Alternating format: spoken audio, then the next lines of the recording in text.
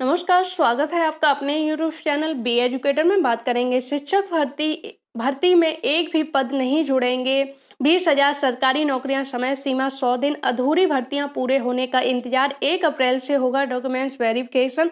उत्तर कुंजी 1 नंबर फिर से किया चैलेंज सुप्रीम कोर्ट में। इन्हीं बिंदुओं पर बात करेंगे। वीडियो स्टार्ट करने से पहले अगर आपको लगता है कि चैनल के माध्यम से आपके राइट्स के लिए आपकी हक की आवाज को उठाया जाता है और शिक्षक भर्ती से संबंधित ऑथेंटिक अपडेट आप तक पहुंचाई जाती है, तो निसंकोच आपको चैनल से जुड़ जाना चाहिए।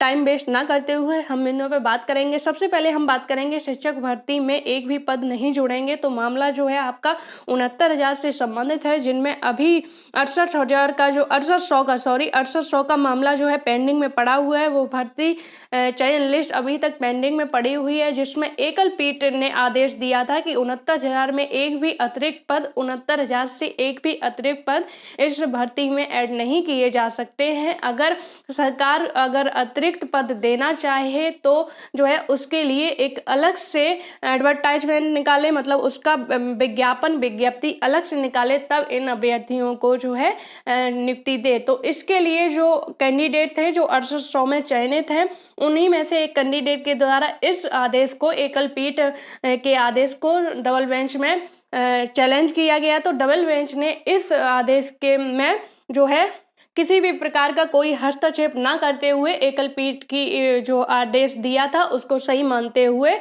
अभी तक जो है उसी आदेश को प्रभावी कर दिया है।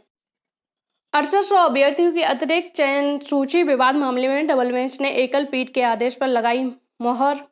इलाहाबाद हाई कोर्ट ने 27 जनवरी 2022 के एकल पीठ के उस आदेश में हस्तक्षेप करने से इनकार कर दिया, जिसमें उत्तर प्रदेश सरकार के प्राथमिक सहायक शिक्षक के रूप में 6800 अतिरिक्त उम्मीदवारों की नियुक्ति करने के निर्णय पर रोक लगा दी गई थी। कोर्ट ने एकल पीठ के निर्णय को सही माना। एकल पीठ ने बीते 27 जनवरी को आदेश में कहा था कि यूपी सरकार वर्ष 2018 में विज्ञापित 69,000 रिक्तियों के अतिरिक्त बगैर विज्ञापन के एक भी नियुक्ति नहीं दी जा सकती है। तो सीधा जो सिंगल बेंच ने जो आदेश पारित किया था, डबल बेंच ने भी उस आदेश को सही मानते हुए इन अभ्यर्थियों को अभी तक किसी भी प्रकार की राहत नहीं दी गई है।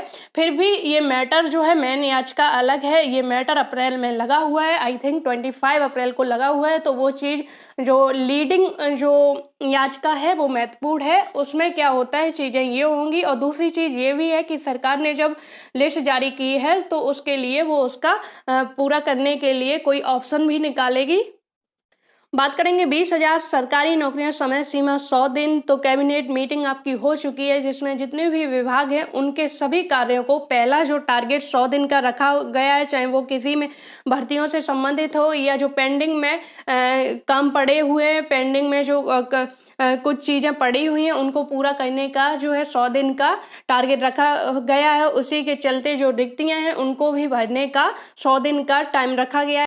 योगी सरकार युवाओं को रोजगार के रूप में बड़ा तोहफा देने जा रही है। सरकार ने 100 दिनों में युवाओं को 20,000 सरकारी नौकरियां और 50,000 रोजगार के अवसर देने का निर्णय लिया है। उन्होंने अगले 5 साल में यूपी में 5 करोड़ लोगों को स्वरोजगार देने का लक्ष्य तय किया है। उनका संकल्प युवाओं को आगे बढ़ाना और रोजगार के संकल्प को तेजी से पूरा करना है। योगी सरकार की रोजगार देने की नीतियों से उत्तर प्रदेश नित्य नए आयाम लिखने के साथ रोजगार सेंटर के रूप में भी विकसित हो रहा है। सरकारी विभागों में जितने भी रिक्त पद हैं उनको 100 दिनों में जो है सरकारी रिक्तियां पद पूरे करने का प्रयास किया जा रहा है, उसके लिए संकल्प लिया गया। बात करेंगे अधूरी भर्तियां पूरे होने का इंतजार। तो भर्तियां अभी तक जो है एक तो आचार संहिता की वजह से कुछ भर्तियां पेंडिंग में पड़ी हुई थी, कुछ भर्तियों के रिजल्ट जारी नहीं हो पाई, कुछ भर्तियों के रिजल्ट भी जारी हो गए तो नियुक्ति अभी तक लटकी हुई है। तो ऐसी भर्तियों को पूरा होने का इंतजार है जो कैंडिडेट इसमें अप्लाई किए थे, क्योंकि अभी तक जो है जो सरकार थी उसका गठन नहीं हो पाया था। तो अब पूर्ण तरीके से सरकार का गठन भी हो गया है, कैबिनेट मीटिंग भी हो गई और मंत्रिमंडल का भी विभाजन हो गया है, बंटवारा हो गया है, आवंटन हो गया है कि कौन से मंत्री को कौन सा विभाग मिला है। तो सारी चीजें जो है क्लियर हो चुकी हैं। तो अभ्यर्थी जो है उनको भी उम्मीद है कि अब जो है जो भर्तियां पेंडिंग में पड़ी हुई हैं उनको पहले पूरा किया जाए, उसके बाद रिक्त पद जो भी हों उनको भी भर्ती की जाए। अधूरी भर्तियां पूरे होने का इंतजार। पीईटी 2021 की राजस्व लेखपाल मुख्य परीक्षा अभी पेंडिंग में पड़ी हुई है। पीईटी 2021 की स्वास्थ्य कार्यकर्ता महिला, ये भी पेंडिंग में पड़ी हुई है। सम्मिलित तकनीकी सेवा मंडी परिषद पीईटी 2021 की अनुदेशक वन रक्षक एवं वन्य जीव रक्षक भर्ती 2019, सहायक बोरिंग टेक्नीशियन भर्ती 2019, सहायक सांख्यिकी अधिकारी व सहायक शोध सहायक भर्ती 2019, ग्राम पंचायत अधिकारी, बीडीओ, सामान्य कल्याण पर्यवेक्षक भर्ती। तो ये सारी भर्तियां जो हैं अभी तक पेंडिंग में पड़ी हुई हैं। उम्मीद है कि अब इन भर्तियों को भी जल्द से जल्द पूरा किया जाएगा। बात करेंगे 1 अप्रैल से होकर डॉक्यूमेंट्स वेरिफिकेशन। भर्ती में कागजात की जांच 1 अप्रैल से इलाहाबाद हाई कोर्ट ने समीक्षा अधिकारी और सहायक समीक्षा अधिकारी के पदों पर भर्ती के लिए डॉक्यूमेंट्स वेरिफिकेशन की तारीख घोषित कर दी गई है। अभ्यर्थियों के डॉक्यूमेंट्स का वेरिफिकेशन 1 से 6 अप्रैल तक होना है। आरओ के लिए डॉक्यूमेंट्स वेरिफिकेशन 1 अप्रैल को, एआरओ के लिए 2 अप्रैल से 6 अप्रैल तक, कंप्यूटर असिस्टेंट पद के लिए 6 अप्रैल को किया जाएगा। सभी अभ्यर्थियों को डॉक्यूमेंट्स वेरिफिकेशन में शामिल होने के लिए 10वीं 12वीं, graduation, post graduation degree, diploma की मार्कशीट और सर्टिफिकेट के अलावा निवास प्रमाण पत्र, जाति प्रमाण पत्र, पहचान पत्र और पहले व दूसरे चरण की परीक्षा के प्रवेश पत्र सहित अन्य आवश्यक दस्तावेज अपने साथ लाने होंगे। जिन अभ्यर्थियों ने सहायक समीक्षा अधिकारी भर्ती परीक्षा 2021 और कंप्यूटर असिस्टेंट भर्ती परीक्षा 2021 में सफलता प्राप्त की है, वे हाईकोर्ट की आधिकारिक वेबसाइट पर डॉक्यूमेंट्स की वेरिफिकेशन के लिए जारी अधिसूचना से विस्तृत जानकारी प्राप्त कर सकते हैं।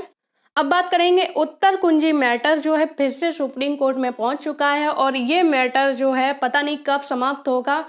भले ही इस मैटर को लेके अभी तक सरकार ने भले ही चैलेंज ना किया हो, लेकिन जो कैंडिडेट हैं, जो खुद पिटिशनर हैं, वो इस मैटर को 2-3 बार चैलेंज कर चुके हैं और फिर से 1 नंबर जो डबल बेंच ने आदेश दिया था, उस ऑर्डर को जो 1 नंबर पिटिशनर को दिए गए थे, उस ऑर्डर को फिर से चैलेंज कर दिया गया है।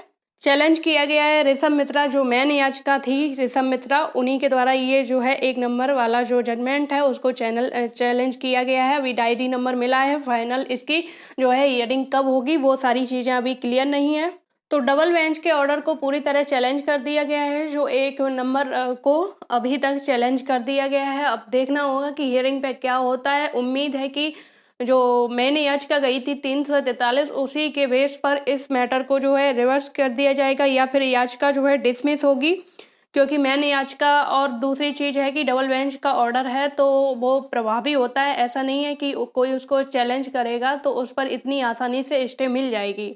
कुछ पॉइंट भी देखे जाते हैं, फिर भी अगर किसी को इसी का बेस बनाते हुए चैलेंज करना ही है तो भाई अपने अधिकार के लिए कोई भी लड़ सकता है, लेकिन अगर उसके लिए ऑप्शन हो, अपने अधिकार के लिए ऑप्शन हो कि आपका जो है अपने हित के लिए आप दूसरों का हित प्रभावित ना करें, यही सबसे जो है एक अच्छी रणनीति होती है। दूसरी चीज ये भी है कि आप उन्हीं याचिकाओं के लिए लड़ भी रहे हो, उसी नंबर के लिए चैलेंज कर रहे हो, तो कहीं ना कहीं ये गलत है। जब 343 याचिका ने जब इस ऑर्डर को चैलेंज किया था तब भी उस पर जो है बोला गया था कि ये गलत है भाई, तो फिर से इस ऑर्डर को चैलेंज किया गया है, तो कहीं ना कहीं ये गलत है। अगर आपको वाकई में लड़ना है तो अपने अधिकारों के लिए लड़िए, ना कि किसी के अधिकार के अगेंस्ट जो है किसी के हित प्रभावित करने के लिए आप पूरे ऑर्डर को जो है चैलेंज कर दो।